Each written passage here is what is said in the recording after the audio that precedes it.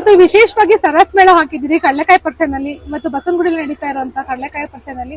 So ಎಷ್ಟೋ ಜನ ಹೆಣ್ಮಕ್ಳಿಗೆ ಇದು ಸರ್ಕಾರದ ಒಂದು ಪ್ರೋತ್ಸಾಹ ಆಗಿದೆ. ಇದ್ರ ಬಗ್ಗೆ ತಮ್ಮ ಅನಿಸಿಕೆ ಏನು ಸರ್? ಜಿಲ್ಲಾಡಳಿತ ಮತ್ತೆ ಜಿಲ್ಲಾ ಪಂಚಾಯಿತಿ ಬೆಂಗಳೂರು ನಗರ ಜಿಲ್ಲೆಯ ವತಿಯಿಂದ ಸಂಜೀವಿನಿ ಡೇ NRLM ಮತ್ತೆ ಜಿಲ್ಲಾ ಅಭಿಯಾನ ನಿರ್ವಹಣಾ ಘಟಕ ಬೆಂಗಳೂರು ನಗರ ಜಿಲ್ಲಾ ಪಂಚಾಯಿತಿ ವತಿಯಿಂದ ಇವರ ಸಂಯುಕ್ತಾಶ್ರಯದಲ್ಲಿ ನಾವು ಬಸವನಗುಡಿಯ ದೊಡ್ಡ ಗಣಪತಿಯ ಕಡಲೆಕಾಯಿ ಪರಿಷೆಯ ಪ್ರಯುಕ್ತ 2025-26ನೇ ಸಾಲಿನ ಜಿಲ್ಲಾ ಮಟ್ಟದ ಸರಸ್ ಮೇಳವನ್ನು ಆಯೋಜನೆ ಮಾಡಿದ್ದೀವಿ. ಇದರಲ್ಲಿ ಮುಖ್ಯವಾಗಿ ನಮ್ಮ ಬೆಂಗಳೂರು ನಗರ ಜಿಲ್ಲೆಯಲ್ಲಿರ್ತಕ್ಕಂಥ ಎಲ್ಲ ಸ್ವಸಹಾಯ ಸಂಘಗಳ ಗ್ರಾಮ ಪಂಚಾಯಿತಿ ಮಟ್ಟದ ಒಕ್ಕೂಟದ ಪ್ರತಿನಿಧಿಗಳು ಹಾಗೂ ಸದಸ್ಯರುಗಳಿಂದ ಹೆಚ್ಚಿನ ಭಾಗ ಮಹಿಳೆಯರು ಸ್ವಂತವಾಗಿ ತಯಾರಿಸ್ತಕ್ಕಂಥ ಕರಕುಶಲ ವಸ್ತುಗಳು ಮತ್ತು ತಯಾರಿಸ್ತಕ್ಕಂಥ ಆಹಾರೋತ್ಪನ್ನಗಳಾಗ್ಬೋದು, ಈ ಥರದ ಬ್ಯಾಗ್ಗಳಾಗ್ಬೋದು, ಜನರ ದಿನನಿತ್ಯದ ಬಳಕೆಗೆ ಅಗತ್ಯ ಇರತಕ್ಕಂಥ ಮಸಾಲೆ ಪುಡಿಗಳಾಗ್ಬೋದು, ಉಪ್ಪಿನಕಾಯಿ ಆಗ್ಬೋದು, ಜೇನುತುಪ್ಪ ಆಗ್ಬೋದು, ಈ ಥರ ಹಲವಾರು ಪ್ರಾಡಕ್ಟ್ಗಳನ್ನ ನಮ್ಮ ಸ್ವಸಹಾಯ ಸಂಘದ ಮಹಿಳೆಯರು ತಯಾರಿಸ್ತಾ ಇದ್ದಾರೆ. ಅವರಿಗೆ ಒಂದು ವ್ಯಾಪಾರವನ್ನು ಕಲ್ಪಿಸಬೇಕು ಅನ್ನೋ ದೃಷ್ಟಿಯಿಂದ ನಾವು 25-26ನೇ ಸಾಲಿನಲ್ಲಿ ಒಂದು ಸರ್ಕಾರದ ನಮ್ಮ ರಾಜ್ಯ ಅಭಿಯಾನ ನಿರ್ವಹಣಾ ಘಟಕದಿಂದ ನಮಗೆ ಜಿಲ್ಲಾ ಮಟ್ಟದ ಸರಸ್ ಮೇಳ ಆಯೋಜನೆ ಮಾಡಬೇಕು ಅಂತ ಸೂಚನೆ ಇರುತ್ತೆ. ಅದರನುಸಾರ ನಮ್ಮ ಮುಖ್ಯ ಕಾರ್ಯನಿರ್ವಾಹಕ ಅಧಿಕಾರಿಗಳ ಜೊತೆಯಲ್ಲಿ ಚರ್ಚೆ ಮಾಡಿದಂಥ ಸಂದರ್ಭದಲ್ಲಿ ಮುಖ್ಯ ಕಾರ್ಯನಿರ್ವಾಹಕ ಅಧಿಕಾರಿಗಳು ದೊಡ್ಡ ಗಣಪತಿ ದೇವಸ್ಥಾನದ ಜಾತ್ರೆ ಸಂದರ್ಭದಲ್ಲಿ ಕಡಲೆಕಾಯಿ ಪರಿಷತ್ ಸಂದರ್ಭದಲ್ಲಿ ಹೆಚ್ಚಿನ ಜನ ಭಾಗವಹಿಸ್ತಾರೆ, ಹಾಗಾಗಿ ಅಲ್ಲೇ ಮಾಡೋದು ಸೂಕ್ತ ಅಂತ ಒಂದು ಸೂಚನೆ ಕೊಟ್ಟರು. ಅದರನುಸಾರ ನಾವು ಬಂದು ಸ್ಥಳ ಪರಿಶೀಲನೆ ಮಾಡಿ ದೊಡ್ಡ ಗಣಪತಿ ದೇವಸ್ಥಾನದ ಮುಂಭಾಗದಲ್ಲಿ ಮಾಡಬೇಕು ಅಂತ ಅಂದ್ಕೊಂಡು, ಆದರೆ ಅಲ್ಲಿ ಹಲವಾರು ವರ್ಷಗಳಿಂದ ಅಂಗಡಿಗಳನ್ನ ಮಳಿಗೆಗಳನ್ನ ಇಟ್ಕೊಂಡು ಕೆಲಸ ಮಾಡೋರು, ಅಂಗಡಿ ಮಳಿಗೆಗಳನ್ನ ಇಟ್ಕೊಂಡು ವ್ಯಾಪಾರ ಮಾಡ್ತಕ್ಕಂಥವ್ರು, ಅವರ ಜೀವನ ನಿರ್ವಹಣೆಗೆ ನಮಗೆ ಬೇಡಿ ಸರ್ ಅಂತ ರಿಕ್ವೆಸ್ಟ್ ಮಾಡ್ಕೊಂಡಾಗ ಒಂದು ಸೂಕ್ತ ಸ್ಥಳ ಇಲ್ಲಿ ಕಾರಂಜಿ ಆಂಜನೇಯ ಸ್ವಾಮಿ ದೇವಸ್ಥಾನದ ಆವರಣದಲ್ಲಿ ಸೂಕ್ತ ಅಂತ ಭಾವಿಸ್ತು. ಹಾಗಾಗಿ ಇಲ್ಲಿ ಮೇಳವನ್ನು ಆಯೋಜನೆ ಮಾಡಿದ್ವಿ. ಈ ಮೇಳ ದಿನಾಂಕ 15/11/2025ರಿಂದ 19/11/2025ರವರೆಗೆ 5 ದಿನಗಳ ಕಾಲ ನಾವು ಇಲ್ಲಿ ಆಯೋಜನೆ ಮಾಡಿದ್ವಿ. ಇದು ತುಂಬ ಉತ್ತಮವಾದ ಸ್ಥಳ. ಇಲ್ಲಿ ಹೆಚ್ಚಿನ ಜನ ಬರ್ತಾ ಇದ್ದಾರೆ. ಜನ ನಮ್ಮ ಮಳಿಗೆಗಳಿಗೆ ಭೇಟಿ ಕೊಡ್ತಾ ಇದ್ದಾರೆ, ಮಳಿಗೆಯಲ್ಲಿ ಹೆಚ್ಚು ಖರೀದಿ ಮಾಡ್ತಿದ್ದಾರೆ.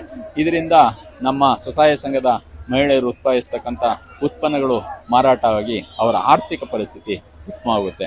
ಇದೊಂದು ನಮ್ಮ ಜಿಲ್ಲಾ ಪಂಚಾಯಿತಿಯಿಂದ ಕೈಗೊಂಡಿರ್ತಕ್ಕಂಥ ಕ್ರಮ.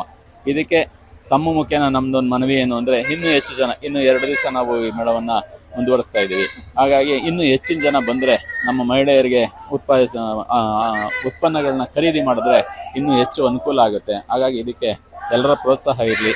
ಎಲ್ಲರೂ ದಯಮಾಡಿ ಈ ಸರಸ್ ಮೇಳದಲ್ಲಿ ಭಾಗವಹಿಸಿ ನಮ್ಮ ಸರಸ್ ಮೇಳದಲ್ಲಿ ನಮ್ಮ ಮಹಿಳಾ ಒಕ್ಕೂಟದ ಸದಸ್ಯರುಗಳು ಏನು ಗ್ರಾಮ ಪಂಚಾಯಿತಿ ಮಟ್ಟದ ಒಕ್ಕೂಟದ ವತಿಯಿಂದ ಅಥವಾ ಸ್ವಸಹಾಯ ಸಂಘದ ವತಿಯಿಂದ ಆಯೋಜಿಸಿರ್ತಕ್ಕಂಥ ಈ ಮೇಳಕ್ಕೆ ಹೆಚ್ಚಿನ ಪ್ರೋತ್ಸಾಹ ಕೊಡಬೇಕು ಅಂತ ನಾನಾದರೂ ಈ ಸಂದರ್ಭದಲ್ಲಿ ಕೇಳ್ಕೊಳ್ತೀನಿ. ಸರ್, ಹಾಗೆ ನೀವು ಹೇಳ್ತಾ ಹೋದ್ರಿ ಮಹಿಳೆಯರಿಗೆ ಪ್ರೋತ್ಸಾಹ ಕೊಡ್ತಾ ಇದೀವಿ ಅಂತ. ಎಷ್ಟೋ ಜನ ಸ್ವಸಹಾಯ ಸಂಘದ ಹೆಣ್ಮಕ್ಳುಗಳು ಎಲ್ಲೋ ಮೇರೆ ಕಾಯಿ ಹಾಗೆ ನಿಂತ್ಕೊಬಿಟ್ಟಿದ್ದಾರೆ, ಅವ್ರಿಗೆ ಏನ್ ಹೇಳ್ತೀರಿ ಅಂತ? ಅವರೆಲ್ಲ ಮುಖ್ಯವಾಹಿನಿಗೆ ಬರಬೇಕು. ಅಂದ್ರೆ ಅವರು ಹಿಂದೆ ಬೇರೆ ಬೇರೆ ಸಂಘಗಳಲ್ಲಿ ಅವರೆಲ್ಲ ಭಾಗವಹಿಸಿದ್ದಾರೆ, ಅಲ್ಲಿ ಬೇರೆ ಬೇರೆ ಸಂಘಗಳಲ್ಲಿ ಅವರೆಲ್ಲ ನೋಂದಣಿ ಮಾಡ್ಕೊಂಡಿದ್ದಾರೆ. ಆ ಚಟುವಟಿಕೆಗಳೆಲ್ಲ ಹೆಚ್ಚಿನ ಭಾಗ ಅದು ಅಂತ ಚಟುವಟಿಕೆಗಳಲ್ಲಿ ಇಲ್ಲ. ಅದಕ್ಕೆ ಆರ್ಥಿಕ ಸಹಾಯ ಆಗ್ಬೋದು, ಸರ್ಕಾರದಿಂದ ಸಹಾಯ ಸೌಲಭ್ಯಗಳಾಗ್ಬೋದು, ಈ ತರ ಮೇಳಗಳ ಆಯೋಜನೆ, ಈ ಮೇಳ ಆಯೋಜನೆ ಮಾಡಿಕೆ ಸುಮಾರು ವೆಚ್ಚ ಬರ್ತದೆ. ಆದ್ರೆ ಈ ಮೇಳದ ಸಂಪೂರ್ಣ ವೆಚ್ಚವನ್ನ ನಾವು ಸರ್ಕಾರದಿಂದ ಮಾಡ್ತಾ ಇದೀವಿ. ಅವರು ಬಂದು ಅವರ ಉತ್ಪನ್ನಗಳನ್ನ ಒಂದು ಅಂಗಡಿ ನಮ್ಮ ಮೇಳದಲ್ಲಿ ನಮ್ಮ ಸ್ಟಾಲ್ಗಳಲ್ಲಿ ಬಂದು ಅವ್ರು ಇಟ್ಕೊಂಡು ಅದನ್ನ ವ್ಯಾಪಾರ ಮಾಡ್ಕೊಂಡು ಸಂಪೂರ್ಣ ಹಣ ಅವ್ರದೇ. ಇದರಲ್ಲಿ ಅವ್ರದೇ ಯಾವುದೇ ರೀತಿ ವೆಚ್ಚ ಇರಲ್ಲ. ಅವ್ರಿಗೆ ಉಚಿತ ಊಟದ ವ್ಯವಸ್ಥೆ ಮಾಡಿದೀವಿ, ಉಳ್ಕಣ್ಲಿಕ್ಕೂ ಸಹ ವ್ಯವಸ್ಥೆ ಮಾಡಿದೀವಿ. ಇದ್ರ ಪ್ರಯೋಜನ ಪಡಿಬೇಕು. ಇನ್ನು ಇತರೆ ಯಾವುದೇ ಸಂಘ ಸಂಸ್ಥೆಗಳಲ್ಲಿ ಅವ್ರು ಮಾಡಿದ್ರೆ ಈ ತರ ಪ್ರಯೋಜನಗಳು ಅವರು ಸಿಕ್ಕಲ್ಲ. ಹಾಗಾಗಿ ಮಹಿಳೆಯರು ಹೆಚ್ಚು ನಮ್ಮ ಸಂಜೀವಿನಿ ಡೇ NRLM ಏನಿದೆ ಅದರಲ್ಲಿ ಅವರು ಒಂದು ಭಾಗ ಆಗ್ಬೇಕು ಅಂತ ನಾನು ಅದರ ಈ ಸಂದರ್ಭದಲ್ಲಿ ಕೇಳ್ಕೊಳ್ತೀನಿ. ಸರ್, ಈಗ NRLM ಯೋಜನೆಗಳಲ್ಲಿ ಹೆಣ್ಮಕ್ಳಿಗೆ ಯಾವ್ಯಾವ ತೀರು ಉಪಯೋಗಗಳಿದೆ? ಆಲ್ರೆಡಿ ಇವಾಗ ಸ್ಟಾಲ್ ಹಾಕ್ಸಿದ್ದೀರಿ, ಆ ಸ್ಟಾಲ್ ಉಚಿತವಾಗಿದ್ಯಾ ಅಂತ? ಹೌದು, ಖಂಡಿತವಾಗ್ಲೂ ಈ ಏನು ನಾವು ಸರಸ್ ಮೇಳ ಅಂತ ಆಯೋಜನೆ ಮಾಡಿದ್ದೀವೋ ಇದು ಖಂಡಿತವಾಗ್ಲೂ ಎಲ್ಲಾ ಮಹಿಳೆಯರಿಗೂ ಏನು ಉದ್ಯಮಗಳನ್ನು ಮಾಡ್ತಿದ್ದಾರೋ ಅವರೆಲ್ಲರೂ ಕೂಡ ಕಂಪ್ಲೀಟ್ ಫ್ರೀ ಆಗಿ ಕೊಡ್ತೀವಿ. ನಾಟ್ ಓನ್ಲಿ ಸ್ಟಾಲ್, ಬರೀ ಸ್ಟಾಲ್ ಅಂತಾನೆ ಅಲ್ಲ, ಅವ್ರುಗಳಿಗೆ ಎಲ್ಲೆಲ್ಲಿಂದ ಬೇರೆ ಬೇರೆ ಭಾಗಗಳಿಂದ ಬೇರೆ ಬೇರೆ ರಾಜ್ಯಗಳಿಂದ ಬಂದರೂ ಕೂಡ ನಮ್ಮ ಬೆಂಗಳೂರಿನ ದೂರದ ಸ್ಥಳಗಳಿಂದ ಬಂದರೂ ಕೂಡ ಅವ್ರಗಳಿಗೆ ಉಳ್ಕೊಳ್ಳೋಕೆ ಲಾಡ್ಜಿಂಗು ಪ್ಲಸ್ ಅವ್ರಿಗೆ ಸ್ಟಾಲ್ಸು, ಊಟ ತಿಂಡಿ ಮತ್ತೆ ಲೋಕಲ್ ಟ್ರಾನ್ಸ್ಪೋರ್ಟ್ ಪ್ರತಿಯೊಂದು ಅವರು ವ್ಯವಸ್ಥಿತವಾಗಿ ಇರ್ಲಿಕ್ಕೆ ಏನೇನು ಬೇಕು ಎಲ್ಲವನ್ನೂ ಮಾಡ್ತೀವಿ. ಸರ್ಕಾರದಲ್ಲಿ ಸಾಕಷ್ಟು ಯೋಜನೆಗಳಿದೆ. ಬಹಳ ಮುಖ್ಯವಾಗಿ ವಿಶೇಷವಾಗಿ ಮಹಿಳೆಯರಿಗೆ ಇರ್ತಕ್ಕಂಥ ಯೋಜನೆಯಲ್ಲಿ ಈ ಒಂದು ಯೋಜನೆ ಸರಸ್ ಮೇಳ ಮಾಡಬೇಕು ವಾರ್ಷಿಕವಾಗಿ ಅನ್ನೋದು ಕೂಡ ಒಂದು ಯೋಜನೆ ಇದೆ. ಅದರಲ್ಲಿ ಎಲ್ಲಾ ವ್ಯವಸ್ಥೆಗಳನ್ನು ಮಾಡ್ಕೊಡ್ತೀವಿ. ಸರ್ ಹಾಗೆ ಎಷ್ಟೋ ಜನ ಹೆಣ್ಮಕ್ಳು ಸರಸ್ ಮೇಳಕ್ಕೆ ಬಂದಾಗ ಬಿಸ್ನೆಸ್ ಆಗಲ್ಲ ಅಂತ ಹೇಳ್ತಾ ಇರ್ತಾರೆ. ಇದಕ್ಕೆ ಸರ್ಕಾರ ಮಟ್ಟದಲ್ಲಿ ಯಾವ ರೀತಿ ಒತ್ತಡ ತರ್ತಿದ್ದೀರಿ ಅಂತ? ಈ ಖಂಡಿತವಾಗಿ ಏನಾಗುತ್ತೆ ಅಂದ್ರೆ ಒಂದ್ 5 ದಿನ 7 ದಿನ ಒಂದ್ ವಾರ ಅಂತ ಒಂದು ಬಿಸ್ನೆಸ್ ನ ಆಯೋಜನೆ ಮಾಡಿದಾಗ ಫಸ್ಟ್ ಅಂಡ್ ಸೆಕೆಂಡ್ ಡೇ ಸ್ವಲ್ಪ ವೇರಿಯೇಷನ್ಸ್ ಇರುತ್ತೆ. ಹಾಗಾಗಿ ನಾವೇನ್ ಮಾಡ್ತೀವಿ, ಇದನ್ನ ವ್ಯವಸ್ಥಿತವಾಗಿ ಮಾಡ್ಬೇಕು ಅನ್ನೋದಕ್ಕೆ ಈ ಸಾರಿ ಕಳ್ಳೆಕಾಯಿ ಪರಿಷೆ ಬಸವನಗುಡಿ ಇದು ಬಹಳ ಪ್ರಖ್ಯಾತ ಮತ್ತು ಬಹಳ ಪ್ರಾಚೀನ ಕಾಲದಿಂದ ನಡ್ಕೊಂಡ್ ಬಂದಂತದ್ದು. ಇಲ್ಲಿ ಹಾಕಿದ್ರೆ ಜನ ಸಾಕಷ್ಟು ಸೇರ್ತಾರೆ, ಬಿಸ್ನೆಸ್ ಆಗುತ್ತೆ ಅಂತ ಹೇಳಿ ಈ ವರ್ಷ ವ್ಯವಸ್ಥಿತವಾಗಿ ಪ್ಲಾನ್ ಮಾಡಿದ್ರಿಂದ ಒಳ್ಳೆ ಬಿಸ್ನೆಸ್ ಆಗ್ತಾ ಇದೆ. ಸರ್ ನಿಮ್ಮ ಸ್ಟಾಲಿನ ಹೆಣ್ಮಕ್ಳೆಲ್ಲ ಖುಷಿಯಾಗಿದ್ದಾರಾ? ಖಂಡಿತವಾಗ್ಲೂ ಖುಷಿಯಾಗಿದ್ದಾರೆ. ಅವ್ರು ಇನ್ನೂ ಹೆಚ್ಚೆಚ್ಚು ಮಾಡಿ ಅಂತ ಹೇಳ್ತಾರೆ, ನಮ್ಗೆ ಸಹಕಾರ ಕೊಡಿ ಅಂತ ಹೇಳ್ತಾರೆ. ಖಂಡಿತವಾಗ್ಲೂ ಅವ್ರಿಗೋಸ್ಕರ ನಾವೆಲ್ಲ ರೀತಿ ಸಹಕಾರನೂ ಮಾಡ್ತೀವಿ. ಸರ್ ಹಾಗೆ ಈ ಸರಸ್ ಮೇಳ ಮಾಡೋದು ಸರ್ಕಾರ ಮಟ್ಟದಲ್ಲಿ ಮಾಡ್ತಾ ಇದ್ದಾರೆ. ಸೊ ಇಲ್ಲಿ ಎಷ್ಟೊಂದ್ ಕಡೆ ನಾವು ಅಬ್ಸರ್ವ್ ಮಾಡಿದಂಗೆ ಪ್ಲಾಸ್ಟಿಕ್ ನ ಯೂಸ್ ಮಾಡ್ತಾ ಇದ್ದಾರೆ. ಇದ್ರ ಬಗ್ಗೆ ನೀವ್ ಏನ್ ಹೇಳ್ತೀರಿ? ಇಲ್ಲ, ನಮ್ಮಲ್ಲಿ ಅದಕ್ಕೆ ಬದಲೇ ಈಗಾಗಲೇ ಎಲ್ಲರಿಗೂ ಕೂಡ ಅವೇರ್ನೆಸ್ ಕೊಟ್ಟಿದ್ವಿ. ಯಾರೆಲ್ಲ ಸ್ಟಾಲ್ ಬರ್ತಾರೋ ಅವರೆಲ್ಲರೂ ಕೂಡ ಆದಷ್ಟು ಪ್ಲಾಸ್ಟಿಕ್ ನ ಯುಟಿಲೈಸ್ ಮಾಡೋದನ್ನ ಕಡಿಮೆ ಮಾಡಬೇಕು. ಕಂಪ್ಲೀಟ್ ಇಲ್ಲ ಅಂದ್ರೆ ಇನ್ನೂ ಬಹಳ ಒಳ್ಳೇದಂತ ಹೇಳಿದೀವಿ. ಎಕ್ಸಾಂಪಲ್ ನಾವು ಈಗ ಕುಡಿಯೋ ನೀರಾಗ್ಲಿ ಮತ್ತೆ ಬಳಸೋ ಪ್ಲೇಟ್ಸ್ ಆಗ್ಲಿ ಅವೆಲ್ಲವನ್ನು ಕೂಡ ಈಗಾಗಲೇ ಅವೇರ್ನೆಸ್ ಕೊಟ್ಟು ಅದ್ರ ಮುಖಾಂತರ ಹೇಗೆ ಅದನ್ನ ಅವಾಯ್ಡ್ ಮಾಡ್ಬೋದು ಅಂತ ನೋಡಿದೀವಿ.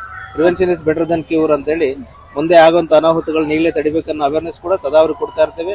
ಮತ್ತೆ ಇಲ್ಲಿ ಬರಕ್ ಮೊದಲು ಕೂಡ ಪ್ರೀ ಪ್ಲಾನ್ ಆಗಿ ಅವ್ರಿಗೊಂದು ಓರಿಯಂಟೇಷನ್ ಕೂಡ ಮಾಡಿರ್ತಾರೆ. ಸರ್ ಹಾಗೆ ಸ್ಟಾಲ್ ನಲ್ಲಿ ಏನೇನ್ ಹಾಕಿದ್ದಾರೆ ಅಂತ? ನಾನಾ ವಿಧದಲ್ಲಿ ಹಾಕಿದ್ದಾರೆ. ಒಂದು ಹಪ್ಪಳ, ಸಂಡಿಗೆ, ಉಪ್ಪಿನಕಾಯಿ ಇರ್ಬೋದು, ಸ್ಯಾರಿ ಇರ್ಬೋದು, ಬಟ್ಟೆ ಇರ್ಬೋದು, ಜ್ಯುವೆಲ್ಸ್ ಇದೆ, ಮತ್ತೆ ಟೆರಕೋಟ ಇದೆ, ಮತ್ತೆ ಚನ್ನಪಟ್ಟಣ ಟಾಯ್ಸ್ ಬಂದಿದೆ, ಜೊತೆಯಲ್ಲಿ ಸಾಂಬಾರ್ ಪದಾರ್ಥಗಳು ಬಂದಿದೆ, ಮತ್ತೆ ನಮ್ಮ ಚಕ್ಲಿ ನಿಪ್ಪಟ್ಟು ಮಾಡ್ತಕ್ಕಂಥವ್ರು ಬಂದಿದ್ದಾರೆ, ಪುಸ್ತಕ ಮಾಡೋರು ಬಂದಿದ್ದಾರೆ, ಮತ್ತೆ ಅದ್ರ ಜೊತೆಯಲ್ಲಿ ಇದೇನು ಲೈವ್ ಫುಡ್ ಕೋರ್ಟ್ಗಳನ್ನು ಹಾಕಿದೀವಿ, ಕ್ಯಾಂಟೀನ್ ಮಾಡಿಸಿದೀವಿ. ಪ್ರತಿಯೊಂದು ಇದೆ. ಪ್ರತಿಯೊಂದು 35 ವಿವಿಧ ರೀತಿಯ ಸ್ಟಾಲ್ಗಳಿಗೆ ಅವಕಾಶ ಮಾಡಿದ್ದೀವಿ. ಸರ್ ವಿಶೇಷವಾಗಿ ಹೆಣ್ಮಕ್ಳಿಗೆ ಸ್ಟಾಲ್ಸ್ ಹಾಕಿದಿರಿ, ಹೇಗೆ ಅನಿಸ್ತಾ ಇದೆ? ಅವ್ರಿಗೆ ಬಿಸ್ನೆಸ್ ಚೆನ್ನಾಗಿ ಆಯ್ತಾ ಇಲ್ಲಿ ಅಂತ? ನಮ್ಗೆ ಈಗ ನಿನ್ನೆ ಮತ್ತೆ ಮೊನ್ನೆ ಬಿಸ್ನೆಸ್ ಚೆನ್ನಾಗಿ ಆಗ್ತಾ ಇದೆ. ಆದ್ರೆ ಇಲ್ಲಿ ಕಡ್ಲೆಕಾಯಿ ಪರಿಷೆ ಅಂತ ಏನ್ ನಡೀತಾ ಇದೆ ಬಸವನಗುಡಿಲಿ, ನಮ್ಮಲ್ಲಿ ಮಹಿಳೆಯರಿಗೆ ಹೆಚ್ಚಿನ ಆದ್ಯತೆ ಕೊಡಬೇಕು ಅನ್ನೋ ಒಂದೇ ಕಾರಣಕ್ಕೋಸ್ಕರ ಗ್ರಾಮ ಪಂಚಾಯತಿ ಲಿಮಿಟ್ಸ್ ಅಲ್ಲಿ ಮಹಿಳೆಯರು ತಯಾರು ಮಾಡ್ತಕ್ಕಂಥ ಉತ್ಪನ್ನಗಳನ್ನ ಇಲ್ಲೊಂದು ಸರಸ್ ವಸ್ತು ಪ್ರದರ್ಶನ ಮತ್ತೆ ಮಾರಾಟ ಮೇಳ, ಆ ತರ ಸರಸ್ ಮೇಳ ಅಂತ ನಮ್ಮ ಬೆಂಗಳೂರು ನಗರ ಜಿಲ್ಲಾ ಪಂಚಾಯತಿ ವತಿಯಿಂದ ಬೆಂಗಳೂರು ದಕ್ಷಿಣ ತಾಲೂಕು ವ್ಯಾಪ್ತಿಯಲ್ಲಿ ಬರ್ತಕ್ಕಂಥ ಒಂದು ವ್ಯವಸ್ಥೆನ ನಾವಿಲ್ಲಿ ಮಾಡ್ತಾ ಇದ್ದೀವಿ. ಸರ್ ಹಾಗೆ ನೀವು ಹೇಳಿದ್ರಿ ಸರಸ್ ಮೇಳ ಮಾಡ್ತಾ ಇದೀವಿ ಅಂತ. ಎಷ್ಟೋ ಕಡೆ ಪ್ಲಾಸ್ಟಿಕ್ ನ ಬ್ಯಾನ್ ಮಾಡಿಲ್ಲ, ಎಷ್ಟೋ ಕಡೆ ಪ್ಲಾಸ್ಟಿಕ್ ನ ಯೂಸ್ ಮಾಡ್ತಾ ಇದೀರಿ. ಅದನ್ನ ಎಲ್ಲೋ ಒಂದ್ ಕಡೆ ನೀವು ಇದನ್ನ ಬ್ಯಾನ್ ಮಾಡ್ಬೋದಾಯ್ತು ಅಂತ ಸರ್ಕಾರದಲ್ಲಿ ಒತ್ತಡ ತರಬಹುದಾಗಿತ್ತಲ್ಲ? ನಮ್ಮಲ್ಲೂ ಕೂಡ ಏನ್ ಸರಸ್ ಎಕ್ಸಿಬಿಷನ್ ಅಲ್ಲಿ ನಮ್ಮಲ್ಲಿ ಮಹಿಳೆಯರೇನು ತಯಾರು ಮಾಡ್ತಕ್ಕಂಥ ಉತ್ಪನ್ನಗಳಲ್ಲಿ ಯಾವುದೇ ರೀತಿ ಪ್ಲಾಸ್ಟಿಕ್ ಬಳಕೆ ಮಾಡ್ತಾ ಇಲ್ಲ. ಪ್ಲಾಸ್ಟಿಕ್ ಕವರ್ ಬದಲು ನಾವು ಪೇಪರ್ ಕವರು ಮತ್ತೆ ಬಟ್ಟೆ ಬ್ಯಾಗ್ ಅದರಲ್ಲೇ ನಾವು ಮಾಡ್ಬಿಟ್ಟು ಇವ್ರಿಗೆಲ್ಲ ಬಂದವ್ರಿಗೆಲ್ಲ ನಾವು ಅದರಲ್ಲೇ ಕೊಟ್ಟು ಕಳಿಸ್ತಾ ಇದ್ದೀವಿ. ಅದೇ ರೀತಿ ನಮ್ಮಲ್ಲಿ ಏನಪ್ಪಾ ಅಂದ್ರೆ ಕೆಲವೊಂದು ಐಟಮ್ ಎಲ್ಲ ಅವರೇ ಸ್ವತಃ ಮಹಿಳೆಯರೇನೆ ಉತ್ಪಾದಿಸುವಂತ ವಸ್ತುಗಳನ್ನ ಒಂದು ಕ್ವಾಂಟಿಟಿ ಚೆನ್ನಾಗಿರುತ್ತೆ. ಮತ್ತೆ ಆಹಾರ ಪದಾರ್ಥಗಳು ಅಷ್ಟೇನೆ ಒಳ್ಳೊಳ್ಳೆ ಚೆನ್ನಾಗಿರೋದ್ರಿಂದ ಎಲ್ಲರೂ ಅದನ್ನ ಬಳಕೆ ಮಾಡೋದ್ರಿಂದ ನಮ್ಮ ಮಹಿಳೆಯರು ತಯಾರು ಮಾಡ್ತಕ್ಕಂಥ ಉತ್ಪನ್ನಗಳಿಗೆ ಸಹಕಾರ ಪ್ರೋತ್ಸಾಹ ಕೊಡಿ ಅಂತ ನಾನು ಎಲ್ಲರಲ್ಲೂ ಕೂಡ ಮನವಿ ಮಾಡ್ತಾ ಇದ್ದೀನಿ. ಮೇಡಮ್ ಏನು ಉತ್ಪನ್ನಗಳನ್ನ ತಯಾರಿಸ್ತಾ ಇದೀರಿ ಸ್ವಸಹಾಯ ಸಂಘದ ಹೆಣ್ಮಕ್ಳು ಅಂತ? ಮೇಡಮ್ ನಾವು ಸಮೃದ್ಧಿಯಿಂದ ಒಂದು ಸಮೃದ್ಧಿ ಹೋಮ್ ಪ್ರಾಡಕ್ಟ್ ಅಂತ ಹೇಳಿ ಒಂದು ಬ್ರಾಂಡ್ ಮೇಲೆ ನಾವು ತಯಾರು ಮಾಡ್ತಾ ಇದ್ದೀವಿ. ನಮ್ದು ಎಳ್ಳಿಕಾಯಿ ಉಪ್ಪಿನಕಾಯಿ ತುಂಬಾ ಫೇಮಸ್ ಆಗಿದೆ. ಇದು ಉಪ್ಪಿನಕಾಯಿ ನನ್ನ ಪ್ರಾಡಕ್ಟ್.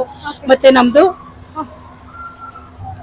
ಪುಳಿಯೋಗರೆ ಪೌಡರ್ ಇದು ಅಷ್ಟೇ. ಇದು ನಾವು CF ಟೈರ್ ಇಂದ ಮತ್ತೆ ರುಡ್ಸೆಟ್ ಸಂಸ್ಥೆಯಿಂದ ಟ್ರೈನಿಂಗ್ ತಗೊಂಡ್ ಬಂದು ಮಾಡ್ತಾ ಇರಕ್ಕಂತ ಉತ್ಪನ್ನ. ಇದು ತುಂಬಾ ನಮ್ಗೆ ಪಾಪ್ಯುಲರ್ ಆಗ್ತಾ ಇದೆ. ಮತ್ತೆ ಉರುಳಿ ಹಪ್ಪಳ ಇದು ನಮ್ದು ಸಾಂಪ್ರದಾಯಿಕವಾಗಿ ನಮ್ಮ ಅಜ್ಜಿ ಇದರಿಂದ ನಮ್ಗೆ ಬಂದಿರೋಂತ ಒಂದು ಕಲೆ ಇದು. ಇದು ನಮ್ಗೆ ನಮ್ಮ ಸುತ್ತಮುತ್ತ ಹಳ್ಳಿಗಳಲ್ಲಿ ತುಂಬಾ ಬೇಡಿಕೆ ಇರುವಂತ ಉತ್ಪನ್ನ. ಇದು ನಮ್ಗೆ ಇದರಲ್ಲಿ ಡೆಲ್ಲಿನಲ್ಲಿ ಸರಸ್ ಮೇಳಕ್ಕೆ ಹೋಗಿದ್ದಾಗ ನಮ್ಗೆ ತುಂಬಾ ಚೆನ್ನಾಗಿ ವ್ಯಾಪಾರ ಆಗಿದೆ. ಇದು ಎಳ್ಳಿಕಾಯಿ ಉಪ್ಪಿನಕಾಯಿ ಮತ್ತೆ ಶುಂಠಿ, ಬೆಳ್ಳುಳ್ಳಿ ಉಪ್ಪಿನಕಾಯಿ, ಆಗ್ಲಕಾಯಿ, ಮತ್ತೆ ಸ್ಟಾರ್ ಫ್ರೂಟು, ಪುಂಡಿ ಸೊಪ್ಪಿನ ಉಪ್ಪಿನಕಾಯಿ, ಮಾವಿನಕಾಯಿ, ಅಮಟೆಕಾಯಿ, ಈ ತರ ಸುಮಾರು 15 ವೆರೈಟಿ ಉಪ್ಪಿನಕಾಯಿಗಳನ್ನ ನಾನು ಮಾಡಿ ಸೇಲ್ ಮಾಡಿದ್ದೀನಿ. ಅದ್ರ ಜೊತೆಗೆ ಈಗ ನಾನು ಮೆಂತ್ಯ ಮುದ್ದೆ ಇಟ್ಟು ಶುರು ಮಾಡಿದ್ದೀನಿ.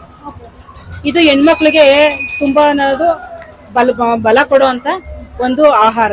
ಇದನ್ನ ಮುದ್ದೆ ತರ ಮಾಡ್ಕೊಂಡಾದ್ರೂ ತಿನ್ಬೋದು, ಇಲ್ಲ ಲಡ್ಡು ತರನಾದ್ರೂ ಮಾಡ್ಕೊಂತಿರೋ ಆ ತರ ಉತ್ಪನ್ನಗಳನ್ನ ನಾವು ತಯಾರು ಮಾಡಿದೀವಿ. ಅದ್ರ ಜೊತೆನಲ್ಲಿ ಸಾಂಪ್ರದಾಯಿಕವಾಗಿ ಮಾಡಿರ್ತಕ್ಕಂಥ ಕಜ್ಜಾಯ ಪಾಕ ಇದನ್ನ ಅವರು ಮಾಡದೆ ಇದು 1 ತಿಂಗಳಾದ್ರೂ ಕೆಡೋದಿಲ್ಲ. ಇದನ್ನ ತಗೊಂಡೋಗಿ ಅವರೇ ಮನೆಯಲ್ಲಿ ತಯಾರಿಸ್ಕೊಂಡು ತಿನ್ಬಹುದಾದಂತ ಒಂದು ಪದಾರ್ಥ. ಮೇಡಮ್ ನೀವು ಹಾಗೆ ಮಾತಾಡ್ತಾ ಹೇಳ್ತಾ ಹೋದ್ರೆ ಎಳ್ಳಿಕಾಯಿ ಉಪ್ಪಿನಕಾಯಿ ಮಾಡಿದೀನಿ ಅಂತ. ಎಷ್ಟೊಂದ್ ಜನ ಪ್ರಿಸರ್ವೇಟಿವ್ ಗಳನ್ನ ಯೂಸ್ ಮಾಡ್ತಾರೆ. ನೀವೇನಾದ್ರೂ ಪ್ರಿಸರ್ವೇಟಿವ್ ನ ಯೂಸ್ ಮಾಡಿಲ್ಲ? ಪ್ರಿಸರ್ವೇಟಿವ್ಸ್ ಏನು ಹಾಕಲ್ಲ. ಎಳ್ಳಿಕಾಯಿ ಉಪ್ಪಿನಕಾಯಿ 1 ವರ್ಷ ಆದ್ರೂ ಹಾಳಾಗಲ್ಲ. ಅದಕ್ಕೊಂದು ಮಾಡೋದಕ್ಕೊಂದು ವಿಧ ಇದೆ. ಅದ್ರ ಯಾವ್ದೇ ಒಂದು ಹೈಜೆನಿಕ್ ಆಗಿ ಅಂತಂದ್ರೆ ಸೂತ್ಕ ಆಗಿರೋರಾಗ್ಲಿ ಮತ್ತೆ ಬೇರೆ ಒಂದು ಹೊರಗಡೆಯಿಂದ ಬಂದಾಗ್ಲಿ ನಾವು ಅದನ್ನ ಮುಟ್ಟಕ್ಕೆ ಬಿಡಲ್ಲ.